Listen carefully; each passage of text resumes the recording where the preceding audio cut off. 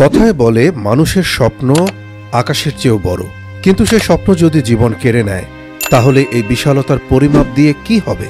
ভবিষ্যতের স্বপ্ন আর পরিবারের অভাব ঘোচাতে রাশিয়ার পথে পা বাড়িয়েছিলেন ব্রাহ্মণবাড়িয়ার আশুগঞ্জ উপজেলার ২৫ বছরের যুবক মোহাম্মদ আকরাম হোসেন।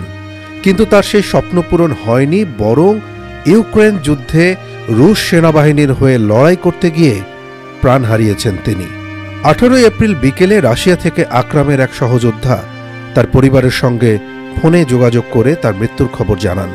আকরাম হোসেন আশুগঞ্জ উপজেলার হোসেনপুর গ্রামের দিনমজুর মোর্শেদ মিয়ার ছেলে।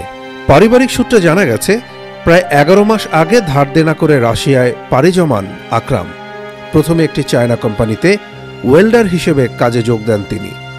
কিন্তু সেখানে বেতন কম হওয়ায় এক পর্যায়ে দালালের প্রলোভনে পড়ে রুশ সেনাবাহিনীতে চুক্তিভিত্তিক যোদ্ধা হিসেবে যোগ দেন তিনি। যুদ্ধে অংশ নেওয়ার ছবিও নিজের ফেসবুক অ্যাকাউন্টে আপলোড করেন আকরাম। আশুগঞ্জ উপজেলার লালপুরের হোসেনপুর গ্রামের মোর্শেদ মিয়ার ছেলে মোহাম্মদ আকরাম ৩ ভাই ও ২ বোন সহ ৫ ভাই বোনের মধ্যে আকরাম ছিলেন সবার বড়। আকরামদের সংসারের একমাত্র উপার্জনকারী তার দিনমজুর পিতা মোর্শেদ মিয়াই ভরসা। এর মধ্যে আকরামের এক বোনের বিয়ে দিতে গিয়ে ঋণগ্রস্ত হয়ে পড়েন বাবা মোর্শেদ। তখনই শুরু হয় আকরামের বিদেশ গিয়ে সংসারের হাল ধরার তোড়জোড়। কিন্তু ইউক্রেনের মিসাইল হামলায় ছিন্ন ভিন্ন হয়ে যায় তাদের সেই স্বপ্নযাত্রা। আকরামের বাবা মোর্শেদ মিয়া গণমাধ্যমকে জানান, চুক্তিভিত্তিক যোদ্ধা হিসেবে আকরামের রুশ সেনাবাহিনীতে যোগ দেওয়ার শর্ত ছিল রাশিয়া ইউক্রেন যুদ্ধে সম্মুখ সারিতে থাকার। এতে পরিবারের পক্ষ থেকে নিষেধ করা হলেও আকরাম জানিয়েছিলেন তার আর পেছনে ফিরে যাবার সুযোগ নেই। ওই সময় আকরাম তার বাবাকে জানান তার রাশিয়ার ব্যাংক অ্যাকাউন্টে ৪ লাখ টাকা জমা হয়েছে। এর আগে গত ১৩ এপ্রিল থেকে আকরামের সঙ্গে পরিবার এবং রাশিয়ায় থাকা পরিচিতজনদের যোগাযোগ বন্ধ হয়ে যায়।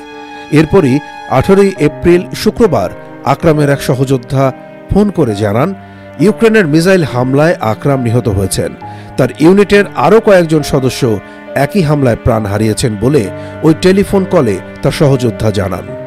গণমাধ্যম সূত্রে জানা যায়, দুঃসংবাদটি শোনার পর আকরামের মা মবিনা বেগম কান্নাজড়িত কণ্ঠে বলেন, ছেলের গলা কতদিন শুনি না, এখন তো আর শোনার সুযোগও থাকল না।